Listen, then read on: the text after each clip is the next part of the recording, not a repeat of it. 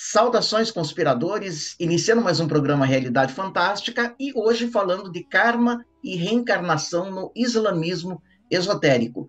Antes de apresentar o nosso convidado, quero aproveitar e agradecer a todos vocês, nossa família fantástica, das doações que chegaram ao nosso canal e são muito importantes para nos ajudar a continuar a melhorar cada vez mais, perenizar o canal, estabilizar e sempre estar trazendo conteúdo de relevância e inédito para vocês.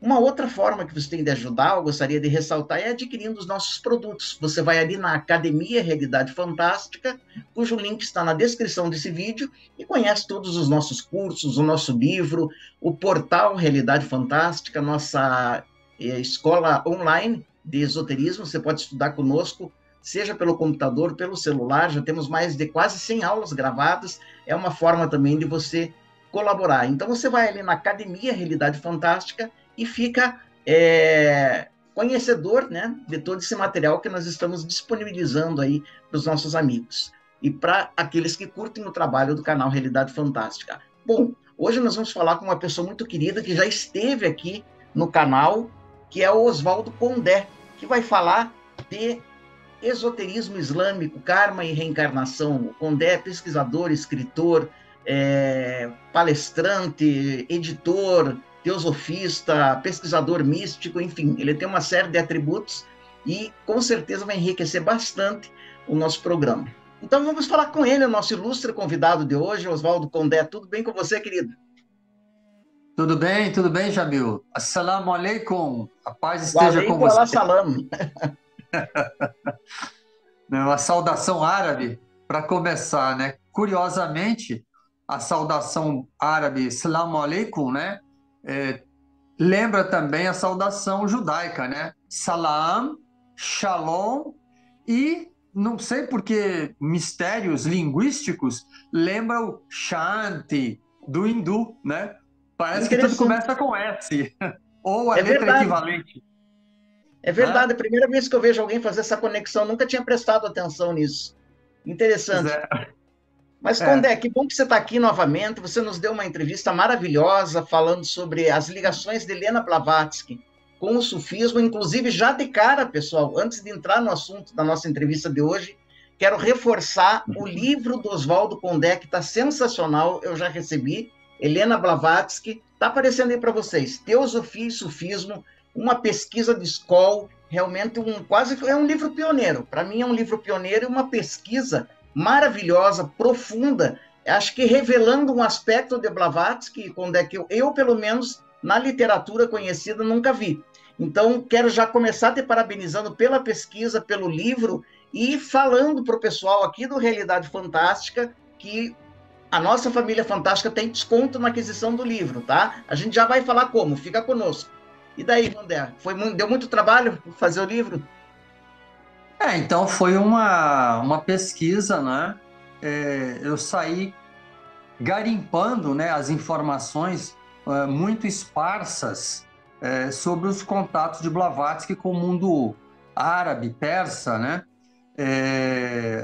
Em que pese ela mesmo tenha confessado em algumas cartas que esteve com os marabu de Damasco, com os derviches rodopiantes, e ela também ter escrito até um conto que reproduzimos no livro sobre os derviches de Istambul,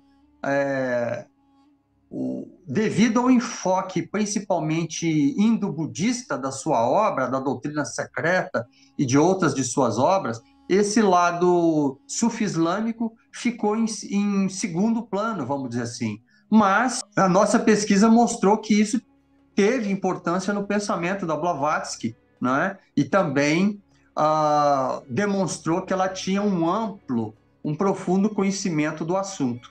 Então, isso foi o nosso interesse principal em demonstrar, porque seria até injusto com a própria Blavatsky dizer que ela conhecia apenas duas tradições, né? Claro que a gente, investigando a obra dela, sabe que ela não era especialista em assuntos indo-budistas. Ela conhecia outras tradições, né? O cristianismo primitivo, o zoroastrismo e outras religiões pagãs, etc. mas esse lado árabe ainda era pouco conhecido. Então esse foi o nosso objetivo, mostrar que o conhecimento dela era mais amplo do que ainda era mais amplo do que a gente imaginava. Pois é, né, Oswaldo? Como se isso fosse possível, né? Mas de fato era ainda mais amplo, né?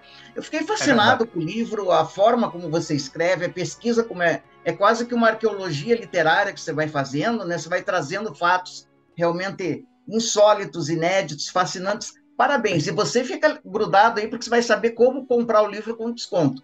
Mas, Condé, eu queria iniciar perguntando para você, entrando agora já no assunto, né, da nossa entrevista. Primeiro, esse teu fascínio pelo esoterismo islâmico, ele começa quando? Olha, o meu fascínio pelo esoterismo começou há muitos anos atrás, quando caiu nas minhas mãos uma revista que você conheceu, que é a Planète, né? A famosa revista Planeta, né? Editada na França e depois trazida ao Brasil, entre outras mãos, por Luiz Pellegrini, né? Que foi o jornalista, escritor, que é um amigo nosso, conhecido. Nós trouxemos o Pellegrini a Brasília para autografar o seu livro, Os Pés Alados de Mercúrio, se não me engano o título, na nossa livraria, que era uma livraria especializada, né, a TOT, e o Luiz Pellegrini esteve em Brasília autografando o seu livro. Mas antes de conhecer o Pellegrini em Brasília, ele de São Paulo, eu em Brasília, em Minas Gerais, lá para... Pode ser difícil de acreditar, mas eu já tive uns 17, 18 anos, algum dia. Tá jovem Caiu ainda. nas, caiu nas minhas mãos a revista Planeta, né, a versão brasileira da Planète francesa, originalmente criada por Louis Paul e Jacques Bergier, né, na França, que deu origem ao realismo fantástico, né, a literatura de realismo fantástico, com o Despertar dos Mágicos e outros livros do gênero.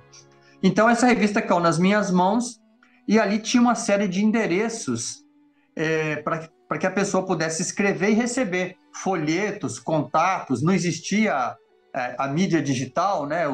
Não tinha WhatsApp, mídia digital, então a gente escrevia, mandava as cartas e recebia. Então eu escrevi para a Planeta, para os endereços das organizações esotéricas mencionadas na Planeta, e recebi então dezenas de cartas de várias escolas, e aí comecei a contactar esse mundo.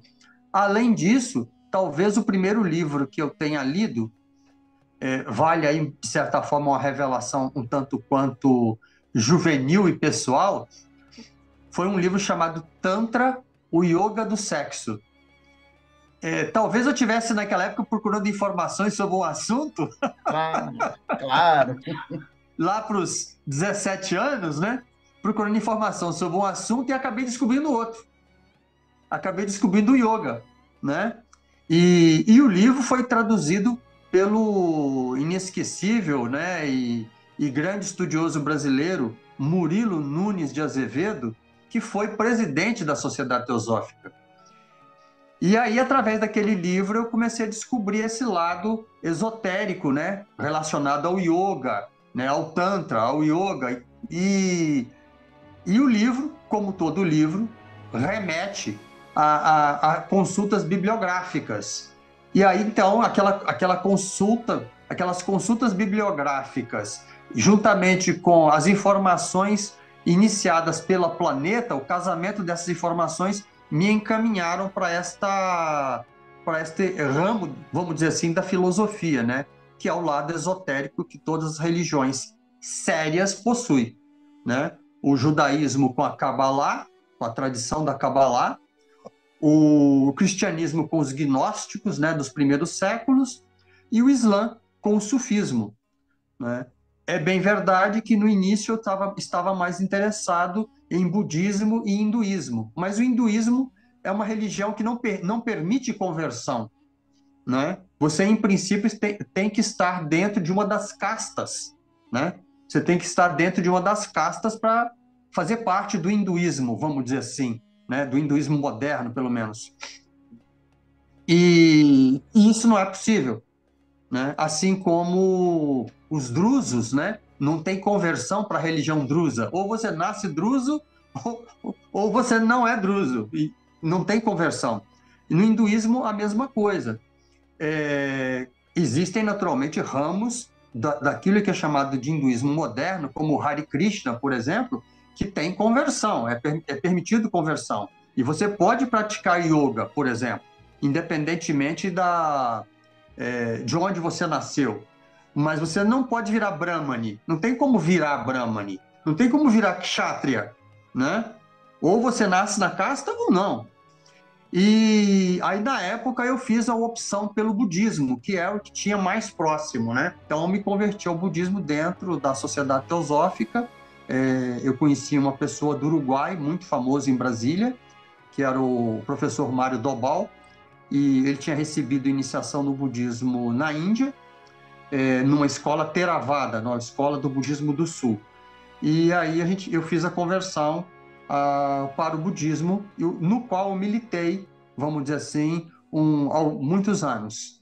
E mais tarde eu me interessei.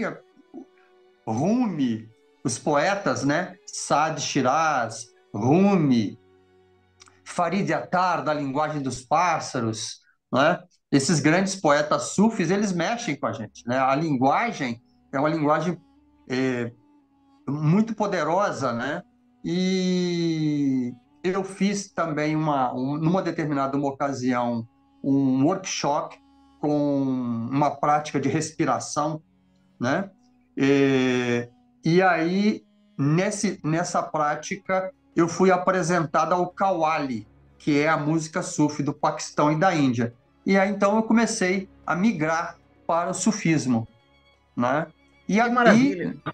E recentemente, vamos dizer assim, há uns 2 anos atrás, mais ou menos, nós tomamos contato, então, com a escola Naqshband, aí, Haqqani Naqshband de Curitiba, né, com o Abdul Kader, né, e irmãos aqui de Brasília. Então, nós estamos no grupo da escola Naqshband em Brasília. Maravilhosa essa tua jornada, viu, Condé? Uma verdadeira jornada de autoconhecimento. Eu queria também te perguntar o seguinte, meu amigo, existe espaço, vamos chamar assim, para o karma e para a reencarnação e também para o Dharma no esoterismo islâmico, no sufismo? Porque eu não lembro de ter lido muita coisa. Tem como, a respeito disso, tem como encontrar um eco no sufismo desses conceitos que são tão orientais, inclusive, né, mais do Extremo Oriente? Então, eu acho que você usou... Você, como uma mente privilegiada que é e conhecedor desses assuntos esotéricos, você utilizou uma palavra que me ajuda a te responder. Você usou a palavra eco, né? Então, todas as tradições verdadeiras trabalham com os mesmos conceitos. O que não quer dizer que seja ipsis literis, que seja literal, mas o conceito está presente, né? Então, mesmo que o Islã e o sufismo não falem em karma e dharma, porque essas duas palavras são da tradição hindu, né? Da tradição ário-hindu, e são palavras na língua sânscrita. E o sânscrito é a língua sagrada dos brahmanes. E aí nós temos diferenças culturais, sociais, vamos dizer assim, porque o Islã não está baseado num sistema de castas originalmente, nem na origem, nem no presente. Qualquer pessoa de qualquer país que fale qualquer língua pode se converter ao Islã. E, consequentemente, se o desejar, se auto-empenhar na busca do conhecimento, né? Como diz o profeta Muhammad, sallallahu alaihi wasallam, a paz esteja com ele e os seus, busque o conhecimento ainda que seja na China. Ou seja, busque o conhecimento ainda que seja num país muito distante, né? Já que ele vivia na Arábia, que é hoje a Arábia Saudita, mas Ele vivia naquela região. Daquela região até a China, pela Rota da Seda, era um caminho monstruoso, né? Muito grande. Uma distância inacreditável, né? Em lombo de camelo, né? Então, se deve buscar o conhecimento onde quer que ele esteja. Então, existem diferenças muito grandes entre as visões sufi-islâmica e a visão indo-budista, que fala em karma e reencarnação. A própria palavra, como a gente começou a mencionar, é sânscrito, né? Sendo que a língua sagrada, vamos dizer assim, da tradição sufi-islâmica é o árabe, né? Mesmo os persas, os xiitas, na hora de fazer as orações, eles rezam em árabe. Por quê? Porque a revelação foi feita em árabe. Daí, talvez, um dos problemas da Igreja Católica, quando abandonou o latim e resolveu fazer as orações na língua natal de cada país. Isso é bom, talvez, para explicar, mas em termos, usando a expressão indo-budista, mântricos, perdeu-se um efeito especial aí. Né? Com certeza, com certeza. Então, da mesma forma, quando você faz um zikr, e o zikr seria, abre aspas, um eco, uma reprodução conceitual de mantra. Exatamente. Zikr é uma reprodução, né? Na linguagem árabe sufi, é o equivalente a mantra da tradição indo-budista. Assim como Qawwali, que é música devocional, recitação, né? A música devocional sufi do norte da Índia e Paquistão, assim como o Qawwali é o equivalente ao bhajan, ao cântico devocional hindu. Ou seja, nós estamos provando, de certa forma, que os conceitos centrais, tradicionais, eles são reapresentados nas diversas tradições. É claro que existem diferenças culturais. Então, o muçulmano não vai falar em karma, ele não vai falar em dharma. Ele não fala em dharma, mas ele fala em sharia, ele fala em lei. E a lei tem níveis. E as leis têm níveis, né? Níveis de interpretação, assim como os próprios textos sagrados, de interpretação e de aplicação, né? Você tem uma interpretação, por exemplo, da lei, né? Da lei de forma obtusa, vamos dizer assim, é aquilo que pessoas que são extremistas religiosos chamam de jihad, que é o oposto do que é chamado de jihad na tradição sufi. O jihad na tradição sufi é uma guerra contra as imperfeições, contra os nafs, contra os impulsos, os desejos, as imperfeições. Nafs na tradição sufi, nefesh na tradição hebraica. O espírito animal, né? É a luta contra o espírito animal que habita cada um. Então, esse mesmo conceito aparece no judaísmo e aparece no Islã, no sufismo. Então, Dharma é lei. A gente poderia traduzir Sharia como lei. Mas o Dharma tem o Dharma externo e o Dharma interno. Tem o jihad externo e o jihad interno. E o mais importante é o jihad interno. Não há a menor dúvida com relação a isso. O jihad externo você poderia colocar como o direito da autodefesa. Quando alguém é atacado, ele tem o direito de se defender. Isso em qualquer tradição. Né? Isso em qualquer tradição.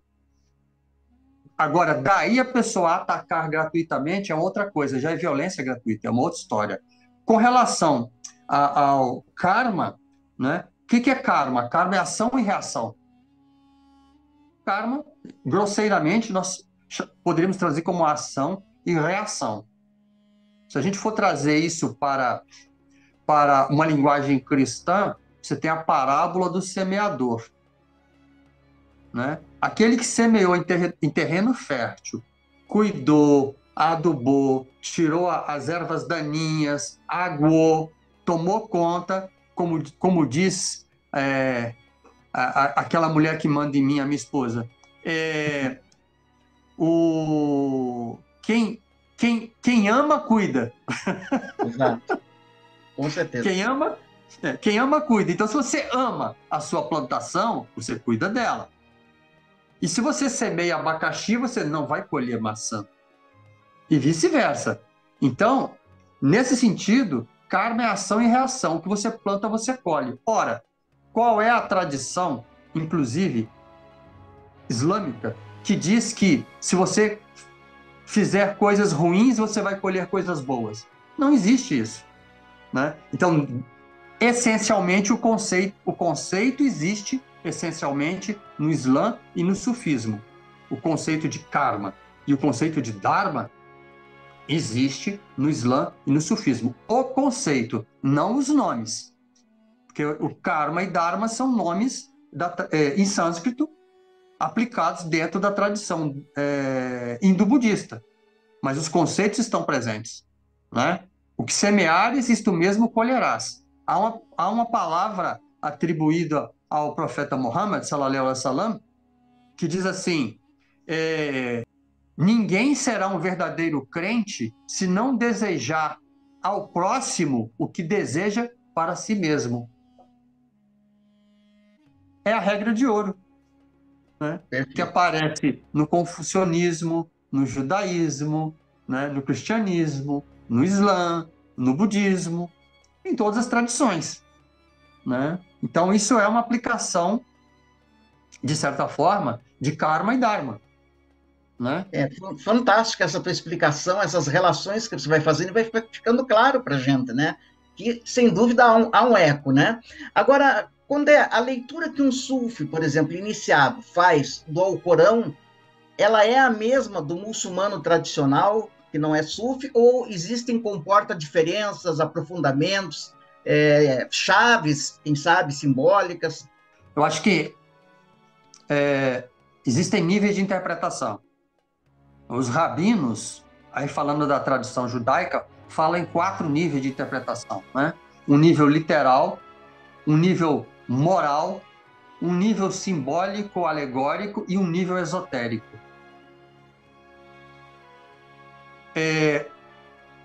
Da mesma forma, o Alcorão ele tem uma leitura mais literal, tem uma leitura moral e ele terá, com certeza, uma leitura em níveis mais aprofundados, né? Existem textos sufis que falam sobre isso, em níveis mais aprofundados de interpretação. Não que um nível exclua o outro, são níveis complementares. Se usando um exemplo, voltando ao exemplo da parábola do semeador, se você contar a parábola do semeador para um agricultor, ele vai interpretar como uma aula de agronomia, né? E está certo, né? O que você semear, você vai colher. Está certo, interpretação literal. Plantou banana, vai colher banana, não pode colher manga. É uma aula de agronomia, né? É uma aula de agrofloresta, de agronomia, né? Tá certo. Mas se a gente fizer uma interpretação moral ou ética, né? Poxa, se eu plantar más ações, eu vou colher o quê?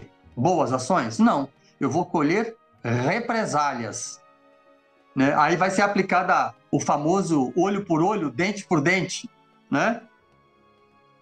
Se eu botar a minha cerca 10 metros para dentro do terreno do vizinho, com certeza o vizinho vai tomar uma providência que eu posso não gostar, né? O vizinho pode chamar a polícia, eu posso ser processado, o vizinho pode ser talvez uma pessoa violenta e me agredir, pode botar fogo na minha fazenda, quer dizer, eu estou semeando desgraças, eu não posso colher benevolências. Então, só aí você vê que tem 2 níveis simples de interpretação, né? Mas aí um espírita, ouvindo essa história, ele vai dizer assim, não, Ele está falando que se nessa vida você fizer coisas erradas para as outras pessoas, você vai colher na próxima. Olha, já apareceu o terceiro nível de interpretação, né? Então, assim, existem níveis. Com certeza, existem níveis. Agora, é lógico que para ter acesso a esses níveis, a pessoa teria que estar num estado espiritual diferenciado e ter as chaves de interpretação, né? Ter as chaves de interpretação. E normalmente, essas dicas, essas chaves, esses treinamentos são dados dentro de uma escola iniciática, né? Uma escola onde o conhecimento é passado de mestre a discípulo. Agora, lembrando, eu estava, inclusive, folheando o teu livro aqui, Condé, né? Eu vi que você cita outro grande, vamos chamar assim, iniciado no sufismo, que é o Gurdjieff, né? O G.I. Gurdjieff. E é interessante que naquele livro, eu acho que os mestres de Gurdjieff, que você deve conhecer, né? Que ele identifica, né? Identificou no sufismo os verdadeiros mestres de Gurdjieff, né? Realmente o summus esotérico do quarto caminho. Você tem alguma coisa a comentar sobre isso? É isso mesmo? Eu diria,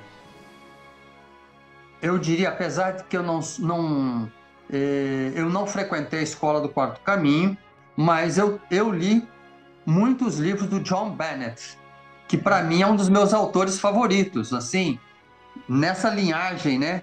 Que o Bennett ficou entre o quarto caminho e o sufismo ali. Verdade. Porque o Bennett foi procurar os mestres de Gurdjieff, o John Bennett foi procurar os mestres de Gurdjieff, né? O Rafael Lefort, provavelmente, é o que se diz por aí, que ele é o próprio Idris Shah. Idris Shah. Né? Que ele seria o Idris Shah, que escreveu sob pseudônimo. O jeito de escrever seria do Idris Shah, a formatação seria do Idris Shah. Mas o John Bennett, que teve uma experiência, né, de quase morte, eu acho, se não me engano, eu relato isso no livro, ele esteve com o Sheikh Faiz al-Dagestani, o Sheikh Dagestani, né, de Damasco, e o Sheikh Dagestani, o Gurdjieff teria estado com o Sheikh Dagestani, né, ou teria sido treinado diretamente pelo Sheikh Dagestani.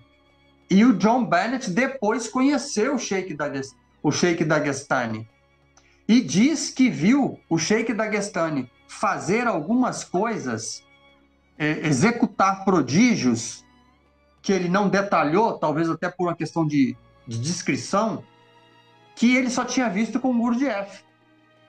Ou seja, o Gurdjieff tinha poderes psíquicos, sabidamente ele tinha siddhis, né? Aqui na tradição hindu chama siddhi, né? Siddhis, e na tradição sufi é karamat. Karamat quer dizer poder psíquico, né? Então, o John Bennett, que foi discípulo do Gurdjieff, que conheceu o Ouspensky, esteve com o Sheikh Faiz al-Dagestani. E ele recebeu treinamento lá com o Sheikh Dagestani, e ele disse que viu o Sheikh Dagestani fazer algumas coisas, alguns prodígios, que ele só tinha visto antes com o Gurdjieff. Mas eu diria que entre 65% a 75% do ensinamento de Gurdjieff é sufismo. Só que ele tirou a parte religiosa, obliterou o Islã, vamos dizer assim. É como se ele tivesse apresentado técnicas de Cabala ou de Cabalá sem o judaísmo, entendeu? E, lógico, ele fez ali um pouco de mistura com cristianismo ortodoxo, alguma coisa de budismo, né? Mas eu diria que 65% a 70% dos ensinamentos do Gurdjieff, da escola do quarto caminho, é sufismo. Fantástico. Então... Fantástico, Condé. Agora, olha, uma pergunta que eu nunca fiz para o nosso amigo Abdo, mas vou fazer para você, porque é uma curiosidade que eu tenho. Condé, me diga uma coisa, existe alguma ligação entre os drusos e os sufis? Eles se conhecem, eles têm uma linha de diálogo iniciático, ou são comunidades separadas, sem qualquer contato? Porque eu já vi Blavatsky falar, os drusos são os sufis do Líbano, por exemplo, é como se fossem, né? Então, o que isso me diz? Os drusos, a comunidade, é um grupo que nasceu no Egito, originalmente, né? Eu acho que o califa chamava-se Al-Hakim, né? Era um personagem, um califa, uma pessoa intitulada califa, que surgiu no Egito, né? E é uma comunidade extremamente fechada, sabe-se muito pouca coisa externamente, né? Eles têm um funcionamento que lembra um tanto a maçonaria, né? Tinha um amigo da Blavatsky chamado Rawson, né? Que é mencionado no livro, que era especialista em assuntos drusos. E esse Rawson abriu uma organização paramaçônica nos Estados Unidos, posteriormente. E é interessante observar essa ligação de maçons, e alguns deles, ao mesmo tempo, sufis, à volta da Blavatsky, né? Tem uma conspiração benéfica, benévola, de maçonaria e sufismo à volta da Blavatsky, né?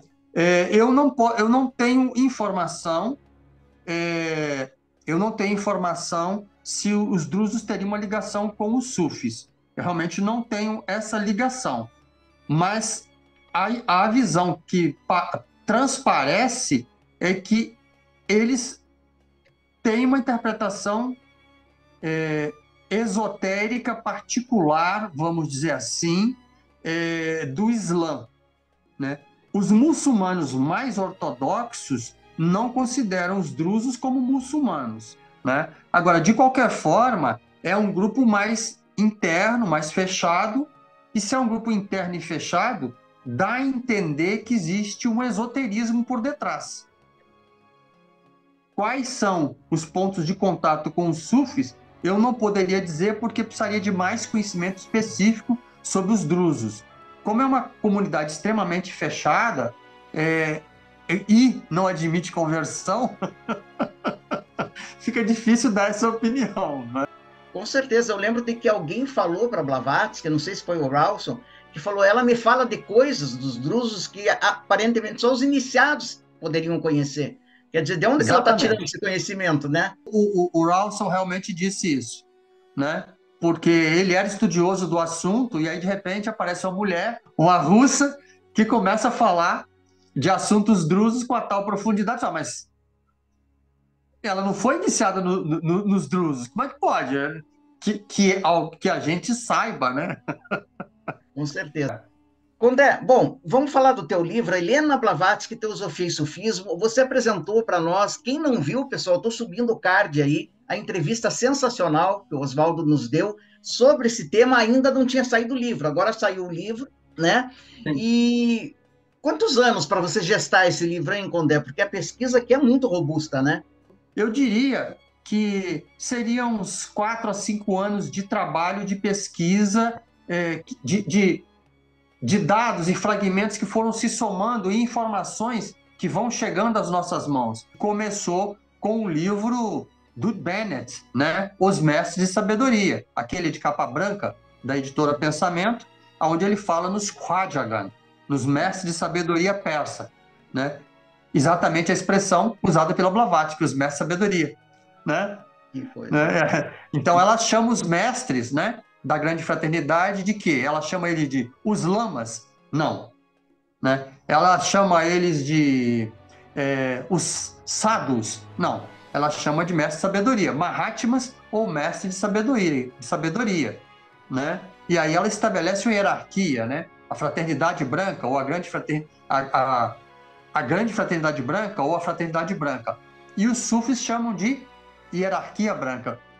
É muita coincidência. Não, é sensacional, sensacional. E é engraçado, os caminhos que você vai fazendo de pesquisa, todas as pontas elas vão se interligando, e isso é um outro mérito do teu livro, sabe? A parte pedagógica, didática é muito boa, sabe, Condé? Uhum. Quero aproveitar, inclusive, falar. Então, pessoal, olha, é um livro que tem que estar na tua biblioteca, porque você viaja com o livro, você é inspirado, né? A gente sabe que todo livro traz uma energia, né? Do que estava por uma egrégora, uhum. E esse livro é um dos que tem realmente uma egrégora especial, e na descrição desse vídeo você vai encontrar um link através do qual você vai ganhar o desconto nessa parceria que estamos fazendo a editora Proconsciência, do nosso querido Oswaldo Condé, que voltará muitas vezes, porque ele é um acervo de conhecimento. Quero explorar bastante o Oswaldo ainda.